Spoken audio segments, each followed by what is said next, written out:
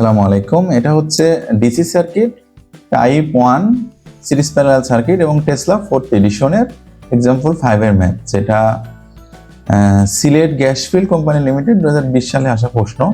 তো আমার এই সার্কিটের টোটাল রেজিস্ট্যান্স নির্ণয় করতে হবে এই সার্কিটের সাপেক্ষে।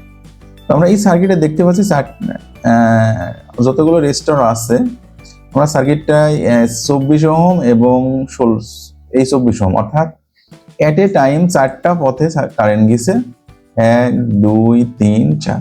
তো আমরা দেখছি যে 24 ওহম এবং এই 24 ওহম, এই দুই 24 ওহমের মধ্যে দিয়ে যে কারেন্টটা ফ্লো করছে এটা সরাসরি সোর্সে ফিরে আসছে, আর এই 16 আর এই 16 মধ্যে দিয়ে যে কারেন্ট ফ্লো করছে সেটা সামনে আরেকটা 16 সিরিজের 16 ওহম রেজিস্টর পাইছে। তো আমরা সার্কিটটাকে যদি একটু সিম্পলিফাই করে নিই আমাদের মতো, তাহলে আমরা কি পাইলাম? 24 ওহম এবং 24 ওহম দুইটা রেজিস্টর সরাসরি সোর্সে ফিরছে, অর্থাৎ 24 দিয়ে দিলাম। আর এই 16 তার সামনে আবার আরেকটা 16, অর্থাৎ এই 16 তার সামনে আরেকটা 16।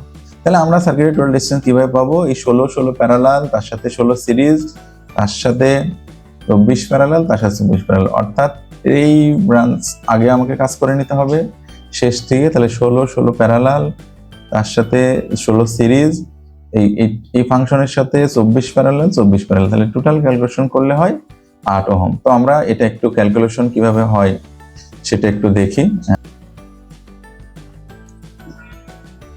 তাহলে আমরা শুরুতে কিছু বন্ধনী দিয়ে নেব ক্যালকুলেশন করার শুরুতেই, যাতে কতগুলো বন্ধনী আমার লাগবে সেটা তো আমি জানি না, বাট যাতে কম না পড়ে আর এটা ক্যালকুলেশন হবে না। তাহলে কি হবে? আমার বন্ধনীতে আমি দেখছি 16 ইনভার্স যোগ 16 ইনভার্স, বন্ধনী ক্লোজ, ইনভার্স, প্যারালাল কাজ শেষ। এবার এই টোটালের সাথে 24 প্যারালাল, তার সাথে 16 যোগ আছে, তাহলে যোগ 16, তার সাথে এতে ইনভার্স, যোগ 24 ইনভার্স, যোগ 24 ইনভার্স, বন্ধনী ক্লোজ, ইনভার্স। তাহলে আমার রেজাল্ট আসছে 8 ওহম। ঠিক আছে, থ্যাংক ইউ সবাইকে।